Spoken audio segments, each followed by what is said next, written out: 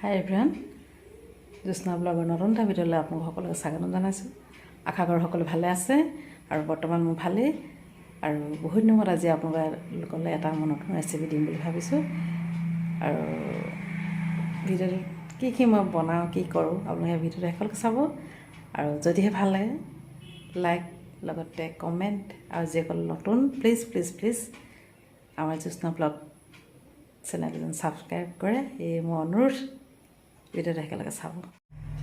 হাই everyone, আজি মই বনাবলৈ লৈছোঁ চিকেন। এয়া চিকেন, ঘৰৰে চিকেন এটা মাৰিলোঁ আজি। এয়া মিষ্টাৰ কাটি মেলি দিলে, এইবোৰ লেগ পিচ, মাটিকেইটাই বোলে লেগ পিচ খাই বোলে বহুত দিন খোৱা নাই, সেয়েহে আজি চিকেন বনাবলৈ লৈছোঁ। আৰু কি লৈছোঁ জানেনে? আৰু লগত লৈছোঁ মই এইয়া এইটো এটা বস্তু, এয়া আছে সাজৰ দৰবৰ গুটি। আৰু এই গুটিৰ লগতে মই আজি সাজৰ দৰবৰ গুটিৰ লগতে মই আজি চিকেন বনাম। সাজৰ দৰবৰ গুটিৰ লগত এইবোৰ সাজৰ দৰবৰ গুটি আৰু ইয়াৰ সাজৰ দৰবৰ গুটিৰ লগতে মই আজি চিকেন বনাম। আপোনালোকে খাইছে নাই বাৰু? আমি প্ৰায় খাওঁ, তাকে ভাবিলোঁ আজি মই এই সাজৰ দৰবৰ গুটিৰ লগতে মই ৰান্ধিম। যেতিয়া আপোনালোকক কেনেকৈ ৰান্ধোঁ, কি কৰোঁ, তাকে অকণমান দেখুৱাওঁ বুলি ভাবিছোঁ। আৰু এই সাজৰ দৰবটো আমাৰ অসমীয়া সমাজত সকলোৱে চিনি পায়েই, যিটো আমাৰ পিঠাগুড়ি আৰু কিবা কিবি বন দৰৱ আছে, মই চিনি নাপাওঁ। আমি আইতাহঁতসকলৰ পৰা এইবোৰ বস্তুটো সাজ থবৰ কাৰণে আমি কিনি ৰাখোঁ। এটা পিঠা চাউলৰ গুড়িৰ লগত এইবোৰ সানি পুটুকি শুকুৱাই মেলি থয়। আৰু যিবিলাকে আমাৰ সাজ থয় সেইবিলাক জানেই, এইবোৰ সাজৰ গুটি বুলি কয়, সাজৰ পিঠা বুলি কয় কিছুমানে। সাজ থ'বলৈ হ'লে এইটো চাউল সিজাই আৰু ভাতটো বনাই এই সানি থয়। আৰু এনেকুৱাকৈ মই সৰহকৈ এনেকৈ আনি থৈছোঁ, পটককৈ বিচাৰিলে নাপায় যে, সেইকাৰণে মই অলপ বেছিকৈ কিনি আনি মই সজাই এনেকৈ সোমোৱাই থৈছোঁ। কটনৰ কাপোৰত এনেকৈ বান্ধি থৈ দিওঁ, বহুত দিনলৈকে ভালে থাকে। আৰু সেয়েহে আজি মই ভাবিছোঁ আপোনালোকক দেখুৱাম মই এই মাংসৰ লগতে মই আজি ৰান্ধিম। আৰু কোনে কোনে খাইছে জনাবচোন, আৰু যিসকলে খোৱা নাই এবাৰ টেষ্টি কৰি চাব। আৰু এতিয়া মই মিক্সিত এইখিনি একদম ভাল ধৰণে গুড়ি কৰি মই কেনেকৈ ৰান্ধোঁ আপোনালোকক দেখুৱাই আছোঁ, চাই থাকিব। এয়া মই এটা মিক্সি বাতিত মই সাজৰ দৰবৰ গুটিবোৰ একদম মিহিকৈ, এনেকুৱা মিহিকৈ পিচি ল'ব লাগিব। দৰকৈ নহয় আকৌ, একেবাৰে মিহিকৈ মিহিকৈ পিচি লৈছোঁ। পিচি লৈ মিক্সি বাতিতে পিচিব, এনেকুৱা মিহিকৈ। মিক্সি বাতি নাথাকিলে এনেকুৱা খুন্দনা হ'লেও খুন্দি ল'ব, আৰু পূৰা মিহিকৈ ল'ব, গোটা গুটিকৈ নহয়, এনেকুৱা মিহিকৈ লাগিব। তাৰপিছত এতিয়া মই এই মাংসখিনিত এতিয়া, আৰু এই বস্তুটো নিজৰ জোখমতে ল'ব। যেনেকৈ আমি মাংসত আমি যেনেকৈ নিমখ হালধি নিজৰ আন্দাজমতে দিওঁ, যিমানখিনি প্ৰয়োজন সিমানখিনিয়ে দিব। ইয়াতকৈ বোলে এগাল দি নিদিব।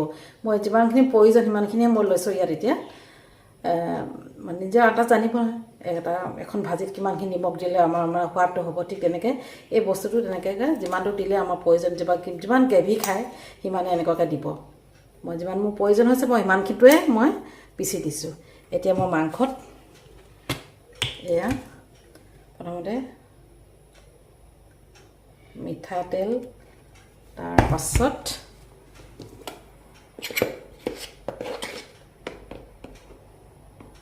আৰু এতিয়া এয়া অকণমান হালধি দি, অকণমান নিমখ আৰু হালধি দি অকণমান পেষ্ট কৰি থ'ম। আৰু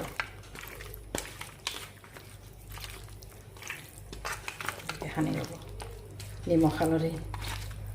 নিমখ নাই দিয়া অৱশ্যে, হালধি আৰু তেলহে দিছোঁ। এতিয়া হালধি আৰু মিঠাতেল অকণমানকৈ সানি এনেকুৱাকৈ অকণমান 5 মিনিট হয় ঢাকি থ'ম, আৰু অকণমান ৰেষ্ট কৰি দিম।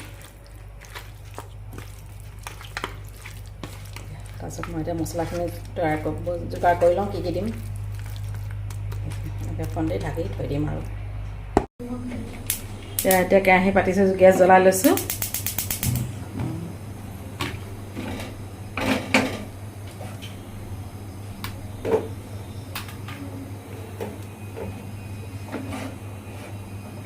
কেৰাহীখন অকণ গৰম হৈ লওক, অকণ থাকিলে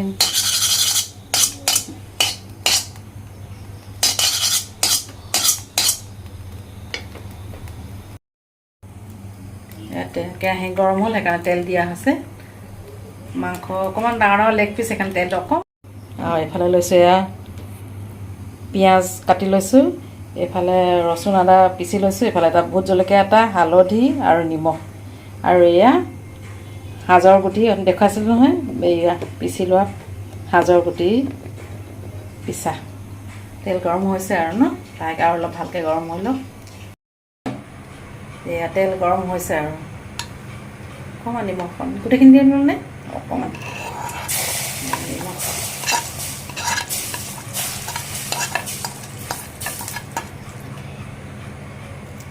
পিঁয়াজ,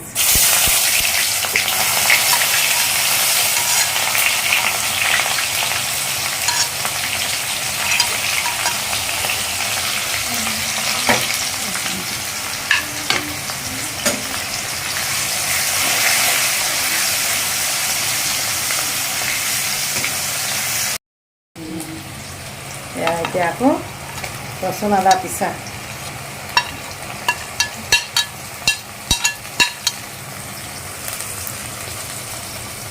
হালধি গুড়ি,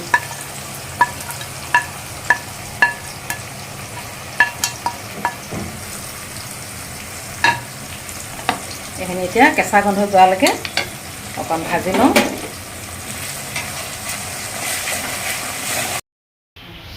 এতিয়া ৰঙা হ'ল, পিঁয়াজ ৰঙা হৈ গ'ল, কেঁচা গোন্ধ গৈছে। এতিয়া লাহেকৈ মই মাংস ঢালি দিছোঁ।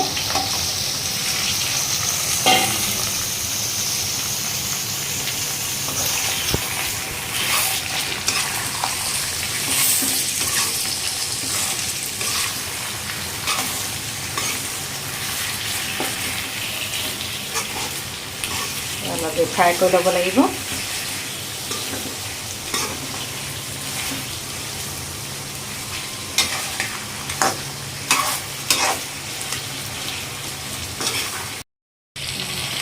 এতিয়া মাংস মাছ খাই গৈছে, ধুনীয়াকৈ সিজিছে এয়া চাওক।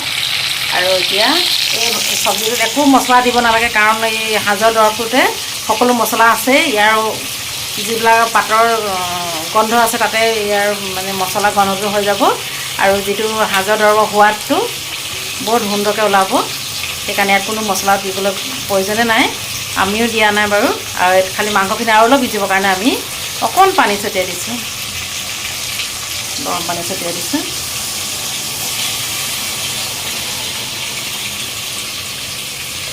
অলপ সিজি লওক, আৰু অলপ সিজি লওক।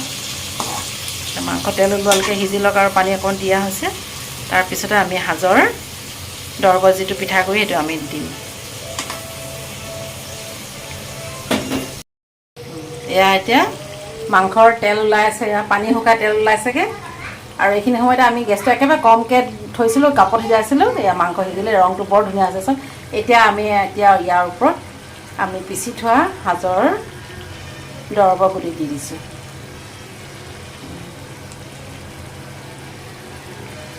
তাৰপিছত আৰু বেছি একো কৰিবলগীয়া নাই।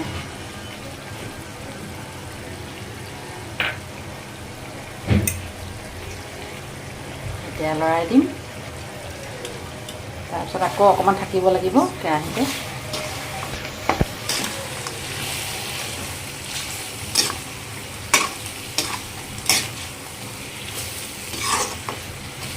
কিমান সুন্দৰ হৈছে চা। কাৰ কাৰ খাবলৈ লোভ লাগিছে বাৰু কমেণ্টত লিখিব, আৰু এনেকৈ ৰান্ধি খাই আমাক জনাবলৈ নাপাহৰিব। এয়াই হৈছে আমাৰ আজি সাজৰ দৰবৰ গুটিৰ লগত কুকুৰাৰ মাংস ৰেচিপি।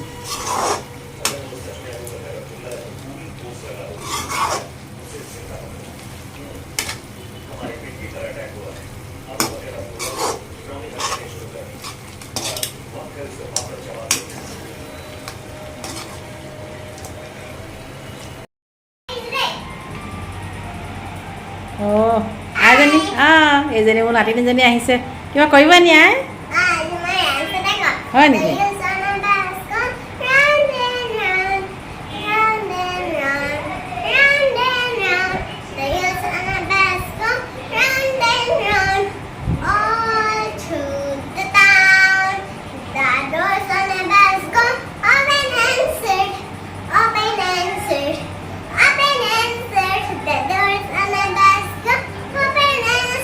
বাবা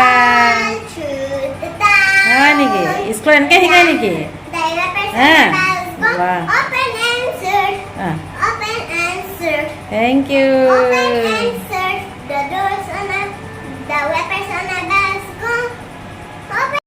বাৰু দেখাবি আকৌ এয়া আমাৰ মাংস চব্জি হৈ গ'লে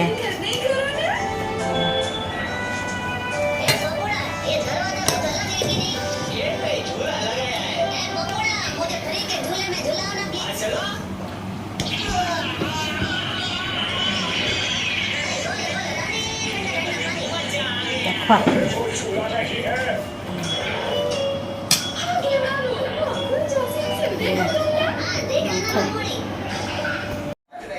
খাই লোৱা হাই এভৰিৱান এতিয়া ভাত পানী খাই উঠিলোঁ সঁচাকৈ আজি মাংসত ইমান টেষ্টি লাগিলে খাবলৈ নহয় আপোনালোকে এবাৰ ট্ৰাই কৰি চাব আৰু খাই লৈ মোক জনাবলৈ নাপাহৰিব কেনেকুৱা লাগিলে সঁচাকৈ বহুত টেষ্টি হৈছিলে কুকুৰা মাংস সাজৰ দৰবৰ লগত ৰন্ধা সঁচাকৈ বহুত টেষ্টি আৰু কিবা এটা মিঠা মিঠা সোৱাদ লাগে খাই চাব খাই চালে গম পাব আৰু এতিয়া ৰাতিও বহুত হ'ল ভাবিছোঁ ভিডিঅ'টো ইমানতে সামৰণি মাৰোঁ আৰু আজি ভিডিঅ'টো চাই কেনে পালে জনাবলৈ নাপাহৰিব আৰু যদিহে ভাল লাগে লাইক কমেণ্ট লগতে ছাবস্ক্ৰাইব কৰি নাপাহৰিব আৰু ভিডিঅ'টো শেষলৈকে চোৱাৰ বাবে বহুত বহুত ধন্যবাদ জনালোঁ পুনৰ নতুন এটা ভিডিঅ'লৈ আকৌ আহিম আজিলৈ আহিলোঁ বাই